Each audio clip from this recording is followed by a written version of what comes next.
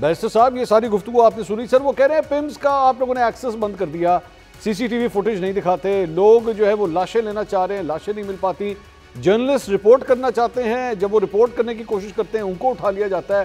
تو سر یہ کس طرح چلے گا اس طرح؟ پھر یہ تو جو رائٹ دیتا ہے آرٹیکل 19 جو حق دیتا ہے وہ تو پھر نہیں دیا جا رہا نا سر. دیکھیں منصور صاحب, سب سے پہلی بات ہے انہوں نے نہ تو کوئی اجازت کے لیے اپلائی کیا, نہ کوئی درخواست تھی, نہ کوئی اپلیکیشن تھی. ہائی کورٹ میں ٹریڈرز گئے, ہائی کورٹ نے کہا کہ بغیر اجازت احتجاج نہیں ہو سکتا اور گورنمنٹ ان کے ساتھ انگیج کرو, اور ہم نے انگیج کیا اور سنجانی کی جگہ پہ طے ہوا کہ آپ سنجانی کی جگہ پہ جا سکتے ہیں, وہاں پہ احتجاج کرنا چاہتے ہیں. Amidst all of this high profile Belarusian president کا جو وزٹ تھا, یہ تمام تر چیز ہوئی, لیکن انہوں نے شاید بہتر سمجھا کہ ہم ڈی چوک آئیں. اینڈ آف کورس یہ تو ایک روایت رہی ہے, جب کوئی ہائی پروفائل فورن ڈیلیگیشن آئی ہوتی ہے پاکستان میں تو ان کو احتجاج اسی ٹائم ہی کیوں یاد آتا ہے. یہاں پہ یہ سب سے بڑا سوال ہے. ابھی میں عمار مسعود صاحب کی دیکھ رہا ہوں, بڑے جید صحافی ہیں, اور اس نے بالکل انہوں نے کہا کہ جی ان کی کیسی شہادت ہے ان کی, اور یہ سوال ہے کہ ایک بندہ جس کی غائبانہ نماز جنازہ بھی پڑھی گئی, جس کے کل بھی پڑھے گئے, اور اس کو کہا گیا کہ وہ شہید ہوا ہے الیجڈلی اور اپیرنٹلی, اور وہی جو ہے ملاقات کر رہا ہے آج علی امین گنڈا پور صاحب سے, سی ایم کے پی کے سے. مطلب یہ تو انہوں نے تو خود ہی اپنا تمسخر اڑانے کے لیے کوئی جو ہے وہ بات چھوڑی ہی نہیں ہے. جس طرح انہوں نے لاشوں پہ سیاست کرنے کی کوشش کی, امیجنری لاشیں, مطلب معذرت کے ساتھ مجھے تو یہ افسوس ہوتا ہے کہ جس طرح انہوں نے دھاوا بولا, جس طرح یہ لڑائیاں کر کے آئے اور ایک جنگ لڑ کے آئے, مطلب معذرت کے ساتھ پاکستانی قوم کے یہ ایشوز نہیں ہیں. پاکستانی قوم کیا اکنامک فرنٹ پہ آپ نے کوئی بات کی, آپ نے کیا یوتھ کے حوالے سے کوئی بات کی, آپ نے یوتھ کو انگیج کرنے کی کوئی بات کی, آپ نے.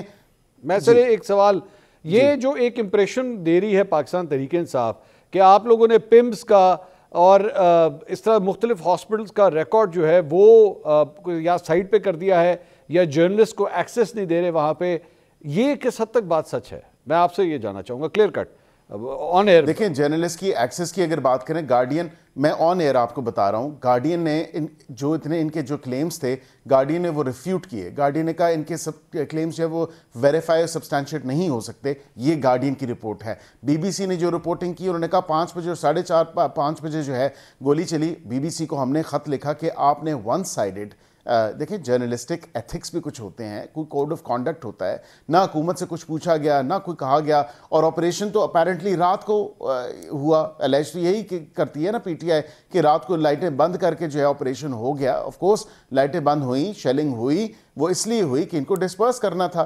اب وہاں پہ یہ بات تو نہیں ہے کہ شام 5 بجے یا 5:30 بجے گولیاں چلیں اور لوگ وہاں پہ پمز یا پولی کلینک کے پمز اور پولی کلینک کی سٹیٹمنٹ سامنے ہیں. وہاں پہ جو مضروب اہلکار تھے یا دیگر جو لوگ تھے وہ آئے, بالکل ان کا بالکل طبی جو ہے معائنہ کیا گیا, ان کو طبی امداد فراہم کی گئی. جو ان کی ڈنڈوں سے, ان کی کیلوں والے ڈنڈوں سے اور گولیوں سے اور مختلف پتھروں سے اور بنٹوں سے جو غلیلوں سے مارے ہیں انہوں نے, تو اس سے وہ زخمی ہوئے تھے. آبویسلی وہ وہاں پہ گئے اہلکار اور ان کو جو فرسٹ ایڈ تھی نیسیسری وہ پرووائڈ کی گئی. اب یہاں پہ اسی لیے وزیر اعظم صاحب نے ٹاسک فورس بھی بنائی ہے کہ کم از کم یہ دودھ کا دودھ اور پانی کا پانی ہونا چاہیے, تاکہ all stakeholders should actually be part of this, اور وہ ہیں اس کا پارٹ کے سامنے نظر آئے, آئیڈینٹیفیکیشن ہو, پتہ چلے کیا وٹ ایکچولی انفولڈڈ